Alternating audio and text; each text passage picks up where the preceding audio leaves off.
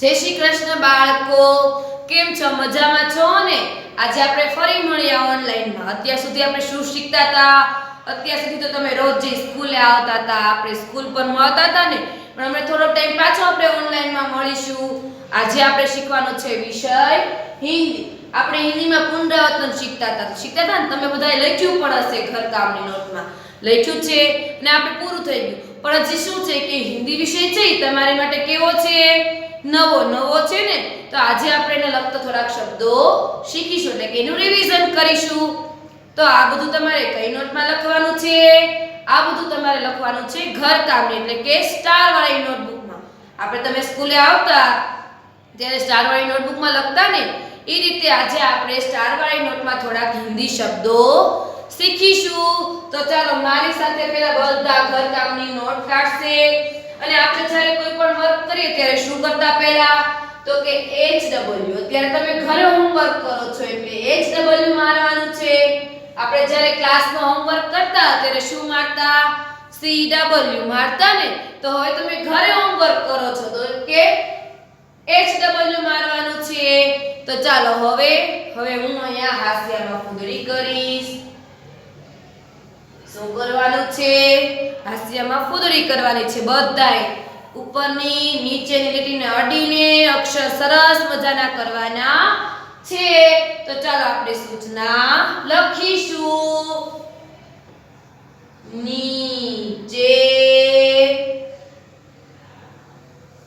નીચે પછી એક આંગળની જગ્યા મૂકવાની છે.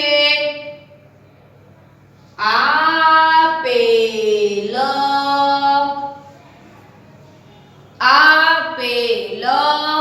પછી એક આંગળની જગ્યા મૂકીને હિન્દી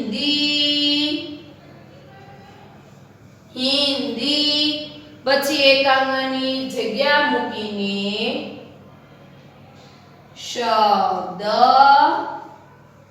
હિન્દી શબ્દ પછી એક આંગળની જગ્યા મૂકીને સામે. હવે જો તમારી નોટબુકમાં જગ્યા હોય તો બાજુમાં લખવાનું, ન હોય તો ક્યાં લખવાનું છે? નીચે.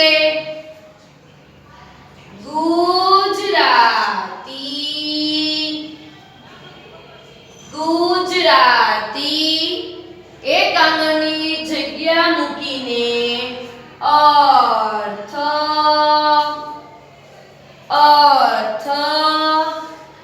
એક આંગળની જગ્યા મૂકીને લખો. વાક્ય આપણું પૂરું થાય છે એટલે પૂર્ણ વિરામ કરીશું. તો ચાલો આપણી સૂચના શું થઈ? નીચે આપેલ હિન્દી શબ્દ સામે ગુજરાતી અર્થ લખો. નીચે આપેલ હિન્દી શબ્દ સામે ગુજરાતી અર્થ લખો. આપણે ક્લાસમાં પણ શીખી ગયા છે ને. અમુક છોકરાને તો સરસ મજાનું આવડતું પણ હશે, તમને પણ આવડે છે ને. તો ચાલો આપણે શીખવાનું છે. તમારે પણ બોલી લખવાનું છે. અક્ષર કેવા કરવાના છે? સારા. અને કઈ નોટમાં લખવાનું છે? ઘરકામની નોટમાં. તો ચાલો આપણો પહેલો શબ્દ લઈશું. સીધી લીટી વાળો ફ કરવાનો છે. શું કરવાનું છે? સીધી લીટી વાળો ફ કરવાનો છે. પછી સસલાનો સ. કેવો? સીધી લીટી વાળો. કેવો કરીશું? સીધી લીટી વાળો. પછી લ કરીશું. લ. ફસલ. શું થયું?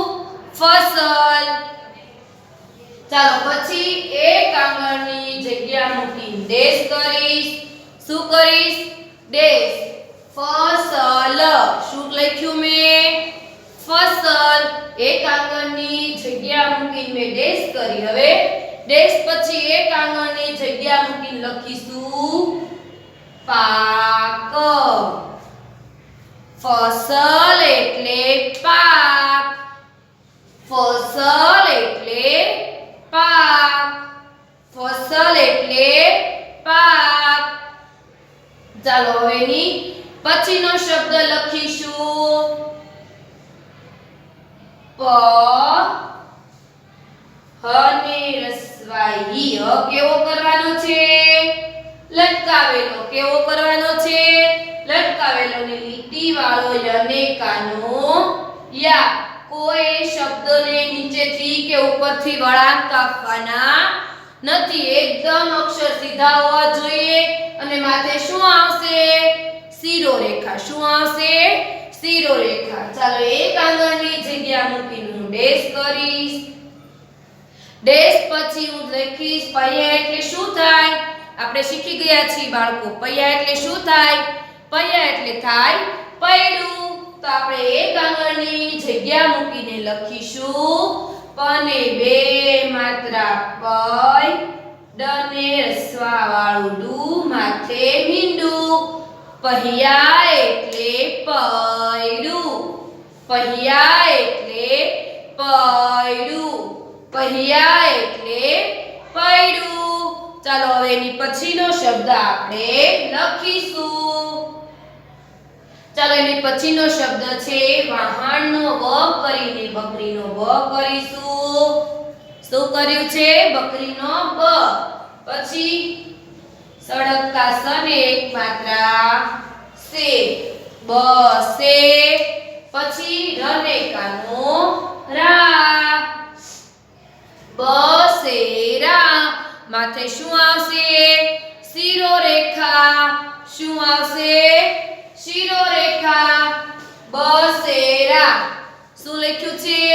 બસેરા. એક આંગળની જગ્યા મૂકીને ડેશ કરીશું.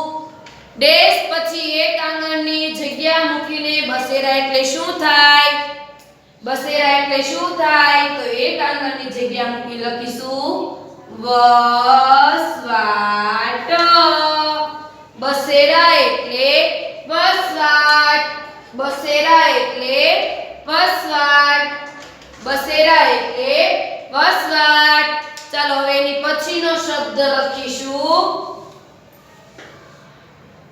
મરચાનો મ કરવાનો અને આગળથી મીંડું. યતીશનો ય ભય. શું લખ્યું છે? ભય. ભય એટલે શું થાય? તો એક આંગળની જગ્યા મૂકી ડેશ કરીશું. ડેશ પછી એક આંગળની જગ્યા મૂકીને ભય એટલે શું થાય? એટલે કે ભય એટલે થાય બીક. બીક. ભય એટલે શું થાય? બીક. ભય એટલે બીક. ભય એટલે બીક. ચાલો હવે આપણે એની પછીનો શબ્દ લખીશું તેરહ. અરણ્યનો કેવો કરવાનો છે? લટકાવેલો. કેવો કરવાનો છે? લટકાવેલો. તો એક આંગળની જગ્યા મૂકીને હું ડેશ કરીશ તેરહ. તેરહ એટલે શું થાય? આપણે ગિનતી શીખી ગયા ને. કઈ ગિનતીમાં તેરહ આવે? તો કે 11 થી 20 સુધીના. તો તેરહ શેમાં આવે? એને શું કહેવાય? તો તેરહ ને કહેવાય 13. તો એક આંગળીની જગ્યા મૂકીને લખીશું 13. 13 એટલે 13. 13 એટલે 13. ચાલો એની પછીનો શબ્દ આપણે શીખીશું પ. શું લખ્યો મેં? પ. જુઓ મેં પનું પાકું વાળ્યું નથી. તમારે પણ વાળવાનું નથી. પને દીર્ઘાય પી. પને દીર્ઘાય પી. તને કાનો તા. કયો શબ્દ બન્યો? પપીતા. કયો શબ્દ બન્યો? પપીતા. એક આગળની જગ્યા મૂકીને ડેશ કરીશું. શું કરીશું? ડેશ. પપીતા એટલે શું થાય? શું થાય? એક આગળની જગ્યા મૂકીને લખીશું જવાબ પ. પને બે માત્રા પઈ.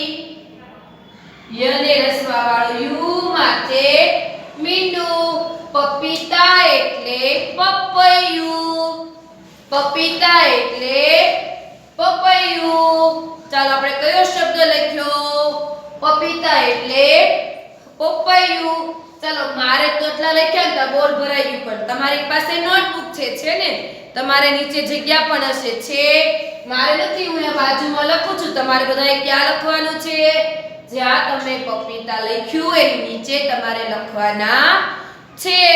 ચાલો હવે પપીતા પછીનો શબ્દ આપણે લખીશું ફ કરવાનો છે, સીધી લીટી વાળો. કેવો કરવાનો છે? સીધી લીટી વાળો. અને જ કરીશું એટલે કેવો કે બકરીના બ જેવું. અને માથે અર્ધચંદ્રકાર. ફર્ઝ. શું લખ્યું આપણે? ફર્ઝ. તો હવે આનો મતલબ શું થાય આપણે શીખી ગયા છીએ. તો એક આંગળીની જગ્યા મૂકીને આપણે ડેશ કરીશું. ફર્ઝ એટલે શું થાય? ફર્ઝ એટલે થાય જવાબદારી. તો આપણે લખીશું જવાબદારી. ફર્ઝ એટલે જવાબદારી. શું થાય? ફર્ઝ એટલે જવાબદારી. ફર્ઝ એટલે જવાબદારી. ચાલો એની પછીનો શબ્દ આપણે લખીશું બ. શું લખ્યું? બ. ક રને દીર્ઘાય રી. બકરી. શું લખ્યું છે? બકરી. શું લખ્યું છે? બકરી. તો બકરીનો મતલબ શું થાય? તો કે બકરી એટલે બકરી. રને દીર્ઘાય રી. બકરી એટલે બકરી. બકરી એટલે બકરી. ચાલો એની પછીનો શબ્દ આપણે લખીશું ય. સીધી લીટી વાળો થવો જોઈએ અને પેટ વાળો. કોઈ પતંગના પ જેવો ય કરવાનો નથી. ય અને પછી ક્ષત્રિય કા ક્ષ એને પણ નીચેથી સીધું રાખવાનું છે. યક્ષ. શું લખ્યું આપણે? યક્ષ. તો યક્ષનો અર્થ શું થાય? તો એક આંગળની જગ્યા મૂકીને ડેશ કરીશું. યક્ષ એટલે શું થાય? યક્ષ એટલે થાય દાનવ. તો એક આંગળની જગ્યા મૂકીને ઉપરની નીચેની લીટીને અડાડીને મસ્તીના અક્ષરે લખવાનું છે દાનવ. શું લખ્યું આપણે? દાનવ. યક્ષ એટલે દાનવ. યક્ષ એટલે દાનવ. યક્ષ એટલે દાનવ. ચાલો એની પછીનો શબ્દ આપણે લખીશું પ. કયો લખ્યો છે મૂળાક્ષર? પ. પછી લટકાવેલો ટ. શું કરવાનું છે? ટમાં આપણે શીખી ગયા ઉપરથી સીધો લીટો આવશે. પ ટ પછી સીધી લીટી વાળો ર અને એને દીર્ઘાય રી. પટરી. શું લખ્યું છે મેં? પટરી. શું લખ્યું છે? પટરી. તો પટરીને ગુજરાતીમાં શું કહેવાય? શીખી ગયા છો તમે? ને તમે નોટબુકમાં પણ લખ્યું હશે. લખ્યું છે ને? શું કહેવાય? તો એક આંગળીની જગ્યા મૂકીને એનો જવાબ લખવો છે. તો પટરીને શું કહીશ? તો કે પટરી એટલે ટ્રેનનો પાટો. તો આપણે જવાબમાં લખીશું ટને જો નીચેથી આવું કરવાનું છે. એક માત્રા ટ્રેન. પછી નને કાનો માત્રા નો. પછી એક આંગળની જગ્યા મૂકીને પાટો. પટરી એટલે ટ્રેનનો પાટો. પટરી એટલે ટ્રેનનો પાટો. પટરી એટલે ટ્રેનનો પાટો. ચાલો હવે એની પછીનો શબ્દ આપણે લખીશું ફ. આગળથી સીધી લીટી વાળો થવો જોઈએ. ક જેવો ફ કોઈ કરવાનો નથી. શું કર્યું છે મેં? આ ફ પછી ર, સીધી લીટી વાળો ર કરવાનો છે. ચાલો એની પછી તો કે સનેકાનો સા, ફરસા. કયો શબ્દ લખ્યો આપણે? ફરસા. કયો શબ્દ લખ્યો છે? ફરસા. તો ફરસા એટલે શું થાય? ફરસા એટલે શું થાય? તો એક આંગળની જગ્યા મૂકીને હું ડેશ કરીશ. ડેશ પછી એક આગળની જગ્યા મૂકીને ફરસા એટલે શું થાય? તો કે કુહાડી. તો કને રસવા વાળું કુ અને કાનો હા, ડને દીર્ઘાય ડી, કુહાડી. ફરસા એટલે કુહાડી. ફરસા એટલે કુહાડી. ફરસા એટલે કુહાડી. ચાલો એની પછીનો શબ્દ લખીશું બ સ. કયો શબ્દ લખ્યો છે મેં? બસ. તો આ તો તમને તરત આવડી જશે. બસ એટલે શું થાય? તો કે બસ એટલે બસ. તો ચાલો એક આંગળની જગ્યા મૂકીને ડેશ કરીશું. ડેશ પછી એક આંગળની જગ્યા મૂકીને હું લખીશ બ સ. બસ એટલે બસ. બસ એટલે બસ. બસ એટલે બસ. ચાલો એની પછીનો શબ્દ આપણે લખીશું. પહેલા ઉ કરવાનો છે. શું કરવાનું છે? ઉ. ઉલ્લુકા ઉ. પછી નગારાનો ન અડધો કરવાનો છે. શું કરવાનું છે? નગારાનો ન અડધો. ન ને દીર્ઘાયની સાથે જોડે. દેખાય છે? અને સ. ઉન્નીસ. શું છે? 19. તો એક આંગળની જગ્યા મૂકીને હું ડેશ કરીશ. 19 એટલે આપણે અગાઉ પણ શીખી ગયા છીએ. શું થાય? 19 એટલે શું થાય? 19 એટલે થાય અને કાનો માત્ર ઓ, ગણપતિનો ગ, અણને દીર્ઘાયની સ. 19 એટલે 19 એટલે 19. 19 એટલે 19. ચાલો એની પછીનો શબ્દ આપણે લખીશું ફળ. કયો શબ્દ લખીશું? ફળ. એક આંગળની જગ્યા મૂકીને હું ડેશ કરીશ. ડેશ પછી ફળ એટલે શું થાય? ફળ એટલે થાય ફળ. ફળ એટલે ફળ. ફળ એટલે ફળ. ચાલો બાળકો હવે આપણે એકવાર રિવિઝન કરીશું. પહેલેથી બધા શબ્દો વાંચીશું અને જોઈશું. તો પહેલા સૂચના શું હતી? નીચે આપેલ હિન્દી શબ્દ સામે ગુજરાતી અર્થ લખો. તો ફસલ એટલે પાક. ફસલ એટલે પાક. પૈયા એટલે પૈડું. પૈયા એટલે પૈડું. બસેરા એટલે વસવાટ. બસેરા એટલે વસવાટ. ભય એટલે બીક. ભય એટલે બીક. તેરહ એટલે તેર. તેરહ એટલે તેર. પપીતા એટલે પપૈયું. પપીતા એટલે પપૈયું. ચાલો બાજુના શબ્દ આપણે જોઈશું. ફર્ઝ એટલે જવાબદારી. ફર્ઝ એટલે જવાબદારી. બકરી એટલે બકરી. બકરી એટલે બકરી. યક્ષ એટલે દાનવ. યક્ષ એટલે દાનવ.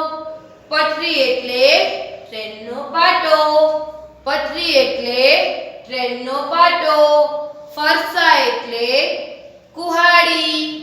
ફરસા એટલે કુહાડી, ફરસા એટલે કુહાડી, બસ એટલે બસ, બસ એટલે બસ, 19 એટલે 19, 19 એટલે 19, ફળ એટલે ફળ, ફળ એટલે ફળ.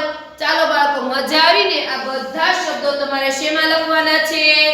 ઘરકામની નોટમાં, એટલે કે સ્ટાર વાળી. આપણે ક્લાસમાં આવ્યા ત્યારે સ્ટાર વાળી કહેતા હતા ને, તો આ બધા શબ્દો તમારે સ્ટાર વાળી નોટ એટલે કે ઘરકામની નોટબુકમાં લખવાના છે. મજા આવી ને? હવે આપણે આવતી કાલે મળીશું. Bye bye.